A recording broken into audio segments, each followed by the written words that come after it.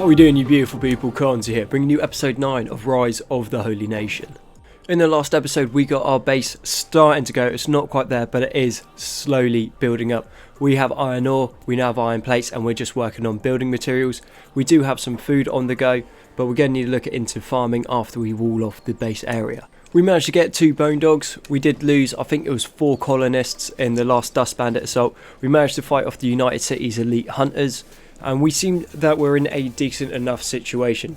So the plan for this episode is to mainly work on the base, try to get into a situation where it's going to be defensible, and then we're going to be able to start to take our assaults to the shed. Right now we have 2 main problems. One is food. All the food we're getting is just from foraged animals, which isn't super reliable. There are a lot of animals that are going around the base, but they're just a bit too far away for our foragers to go and get. We also don't have any beds or any buildings, but I don't want to start putting in storm houses right now, because storm houses don't have a long shelf life. So we're going to save up so we can build watchtowers and actual buildings, because you get a storm house, you put some stuff in it, then you have to get rid of the storm house and then move everything across. If we just wait, have a little bit of patience, and then we are going to be able to get decent buildings straight off the bat. The plan for this base is we want to make it into a fortress citadel. So we're going to wall off this area across here, and then that will stop anything coming up and down. So we'll have this area cordoned off so no one can get into it, and then we'll follow the river down and wall this off as well. Then once that's all walled off, they'll only have one way into the base. We'll have the fields in the back, and then they can't get to us, and then if we want this area down here, we can turn into a massive kill zone. Then the only path into the base is up that track there, so we can put all harpoons around it, have watchtowers looking in, and then we're just going to be able to murder anyone that tries to get to our base. We are going to move Nita across onto the stone processor so she can start getting the building materials. Slight oversight on my part, I forgot that this stone processor will require power, so what we're going to need to do is we're going to need to put in a couple small wind generators. These wind generators will require electrical components and iron plates. We have plenty of electrical components because I've been buying them up at every chance that we've got. But these iron plates, we are producing some, but we're producing them super slowly.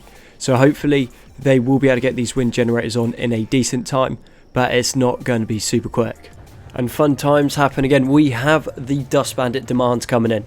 This is going to be some super good training for our guys. This time around, our guys are better trained, they're better equipped and better armed. So once they come in, we should be in for a pretty good fight. The first small wind generator has now gone online, so we can start getting building materials, so we're going to be able to start looking into walling off. Bandit demands is here. As you can see, it's not a particularly big one, so we should be able to go in and get this done super quick. We got the bone dogs. This is going to be good training for them, so long as we keep an eye on them, because they've only got about 75 HP per body part, so there is a chance that they will bleed out. We'll move Peter the Hermit over, we'll move Gnu and Luna and Zoo over as well. They are my best fighters at the moment. These are the guys that managed to take down the Black Dragon Ninjas. We got a couple other guys that were the United City's outcasts who are pretty strong. They'll be coming across as well, and once we get everyone together, we'll trigger the fight, and hopefully the alpha damage from our cleaves going off should be enough to take most of them down. And it's going, but it looks like the Dust Bandits are running away. We'll try to get as many down as we can just for the training. Get the bone dogs in, because they could always use the practice now. I generally find the more you level up the bone dogs at a lower level, the better they end up being when they grow older. It's not always this way, but it seems sometimes that happens. But then I guess if your stats are higher, they're higher, and if you're practicing when they're a lower level, you're going to get better stats. Safe to say this one is going a lot better than the other Dust Bandit demands that came through. But what this means is the Dust Bandits will come back with a larger attack, which is going to be about 3-4 times the size of this one. But we cleared this up nicely. The next one is going to cause us a bit of an issue, but nonetheless all good practice for us. And they got a couple medikits, nothing fancy, but it's going to be better than a lot of the stuff that we have now.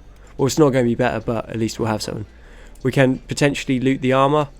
Normally I'm against wearing like shoddy grade kit, but in this playthrough, I'm not sure if there's been a tweak or something, but just having some armor makes a massive difference. I am a big fan of, if your stats are over level 30 in your toughness, you are in a good situation. Once your stats are below 30, you can run into a lot of difficulties. You'll bleed out for literally no reason, and you can get attacked super quick. We do have our bone dogs fighting a crocodile, which I don't think is the best thing, but it's kind of funny nonetheless. It kind of reminds me of Nippy in the last episode, and well, the last series, And yeah, if you haven't seen it, I'll put a link up. Nippy was a absolute powerhouse. He was an Orion Crocodile, absolute babe. We have a bit of time in between raids. We've got the Oni coming in, and then the Bandit raid is going to hit us pretty soon. But what we have heard is of a Holy Nation Outlaw Outpost towards the south. And what we're going to do is we're going to send Peter and Gnu down there, see if there's any Ochre Knights that we can turn back to the light, and then anyone else that cannot be redeemed, we will kill in the name of Ochre. I'm sure there's going to be people we can recruit, and there's going to be plenty of Narkos, so Peter and Gnu will go down and see if they can carry out Ochre's justice. So far it seems fairly quiet. We haven't seen any Narcos yet on the trip, so we're going to go in the bar, see what's in there, and then be prepared to take out any Narcos that are about. But it all seems that it is humans in there, so we don't have to worry about that so far. And it looks like we got 3 people that we can recruit, and no Narcos on the roof either. So we should be able to get 3 new recruits out of this, which should be pretty sweet. We can always do with the extra labourers, we can always do with the extra miners, and we can always do with an extra researcher / armourer / all the stuff we need to get. So first recruit is Elizabeth. She is a medic, which is going to be super useful. Second recruit is Elva. Doesn't have much of a backstory, but we'll get her to join, and then we'll get her clothed. And then we have a third recruit that we are going to be able to take.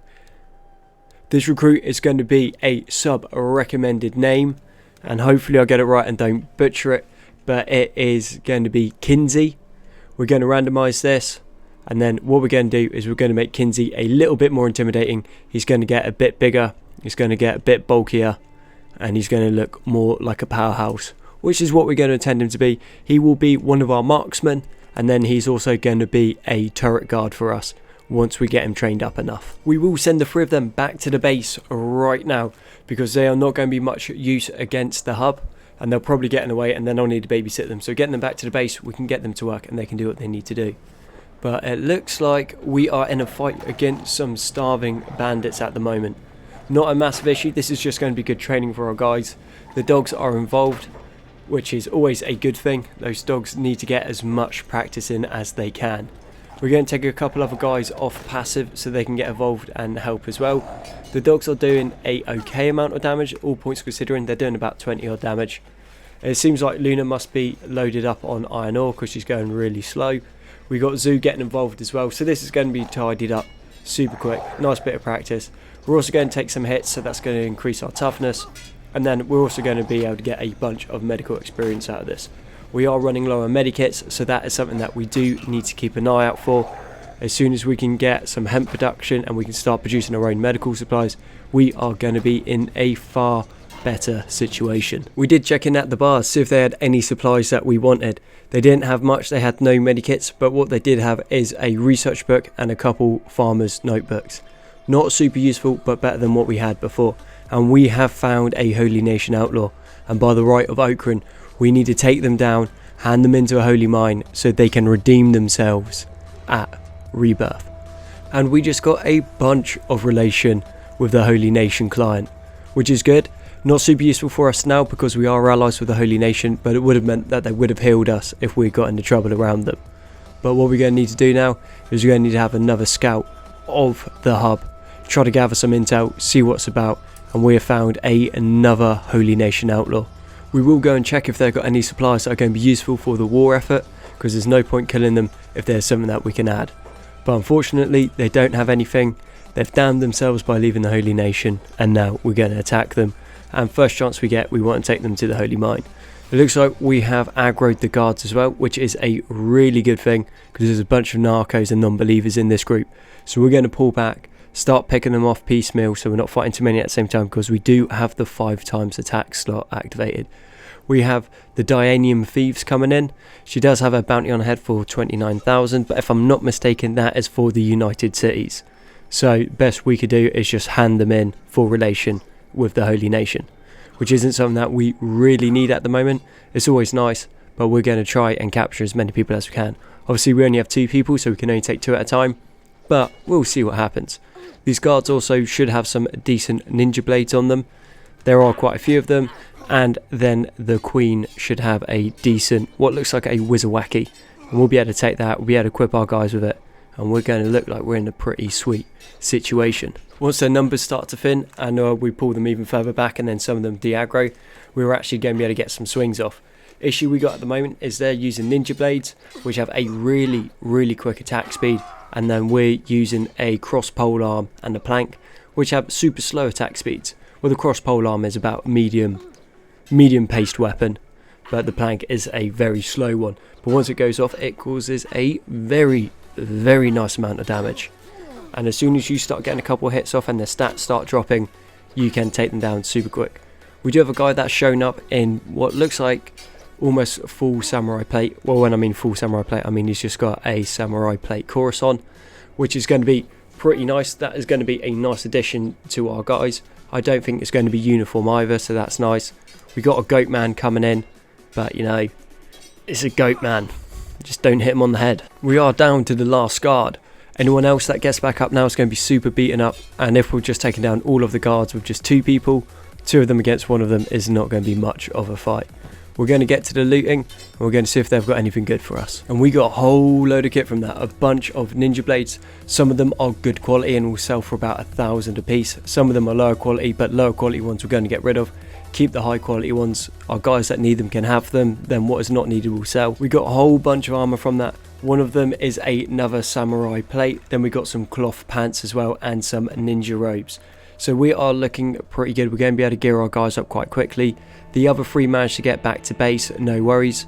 And now we're going to head towards the Holy Mines. We just found these 2 Holy Nation Outlaws that seem to be pretty well equipped. Decent long cleaver. The rest of their stuff's pretty shoddy grade, but they do have a standard grade chainmail shut, which is something that we will want. That will sell for a bit, but it's also going to offer some pretty decent protection to one of our guys. So we are pretty much completely out of space. So the plan's going to be, we're just going to take the corpse, bring it to our base, loot all the kit off it that we want. Then we can hand it in to Blister Hill or to Stack, and we'll get the bounty off it. Our base keeps being raided by starving bandits, which isn't a massive deal. It's a little bit of practice, it just pulls our guys out of position a little bit, but nothing too much to worry about. Soon we will have enough resources to build a watchtower, and then we can really start getting this base rolling. The new recruits and Kenshi managed to make it to the base pretty safe, so they are all here now. We'll start looking for jobs. What I think I'll do is I'll get Kenshi on hauling the iron plates at the moment. This is going to be able to train his athletics and his strength. Peter has just made it to the Holy Mine, so we're going to swap the bounty across for the Holy Nation Outlaw. Then we are going to get Peter to go in so he can hand over the heretic to the Holy Nation.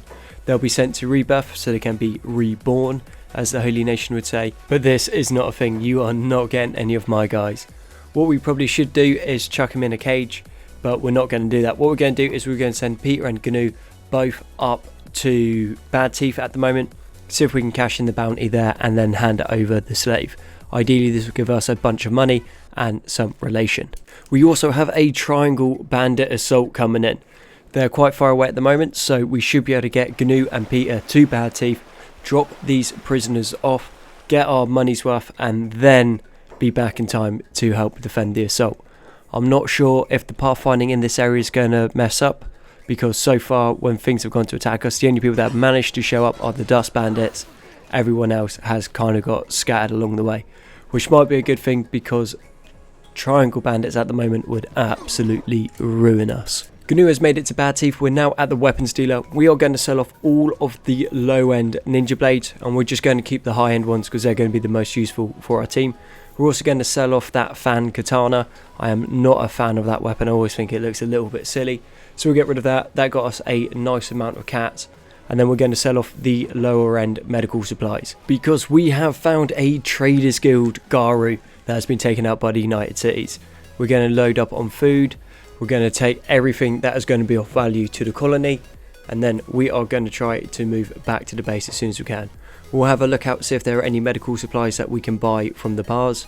There doesn't seem to be much, but anything we can get is going to be better than nothing. We did go around the bars and have a check to see if we get any medical supplies. They don't seem to be selling any in Bad Teeth, but what we have found is we found Romeo.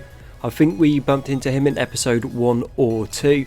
We're going to try to recruit him this time. Last time he wouldn't recruit us. I think it's because we didn't have enough money, but this time we got a lot of cats. So if he joins us, this will be really good. He seems to have decent stats. He looks alright, so we'll just go with that. But yeah, as you can see, the spread on his stats are pretty good. He's going to be a decent fighter. He's obviously not amazing, but he is going to be better than a lot of our characters. He seems to have decent armor and he has a decent weapon. The triangle bandits are nearly on us, so we're just going to get everyone and regroup them in the base. Elizabeth and Elvain are both knocked unconscious. Thankfully they're by a Holy Nation patrol, so they're getting healed up. Also means they're not going to be taken out by the triangle bandits when they come in. Midnight and Greymane are making their way back to the base as well. These guys aren't going to do a massive amount of damage, but the more fights we can get them in, the better it's going to be. The triangle bandit assault has just arrived as Peter and Gnu are rocking in, so this will be dealt with pretty quick. They seem to be missing quite a few of their number, which at the moment I am not super disappointed about. I will need to look into how to solve that pathfinding. And we also managed to pick a spear up off them, which was worth about 1,000 cats. So a little bit of training and some cats from this, which is pretty good. They're going to be dropping medikits, they're going to be basic medikits, but a lot of our guys don't have any medikits at all. So just having some is going to be better than having none. That attack was dealt with super quickly. Thankfully a lot of their number didn't show up, so we were able to deal with it.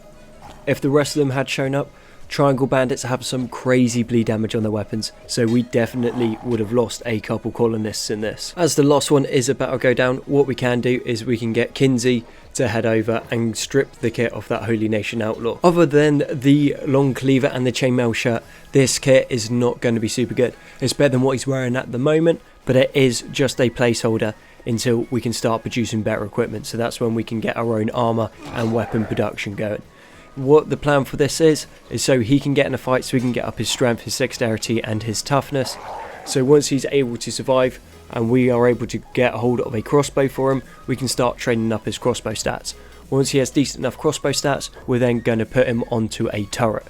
As the way to the base is just a giant death corridor, once we get a few watchtowers up and a bunch of walls, we're going to have harpoons firing down, and it is just going to tear everyone apart because they are going to be so grouped together. We have the first watchtower going up now. We're going to put a research lab in there and a bunch of batteries and some beds for the moment.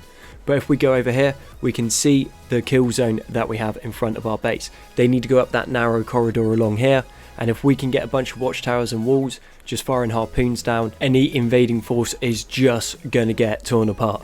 Because where they're so narrow and they're going to be so confined, even if a harpoon misses, it's most likely to hit someone else, especially when we start getting rapid fire harpoons. But with that, I need to bring this episode to an end.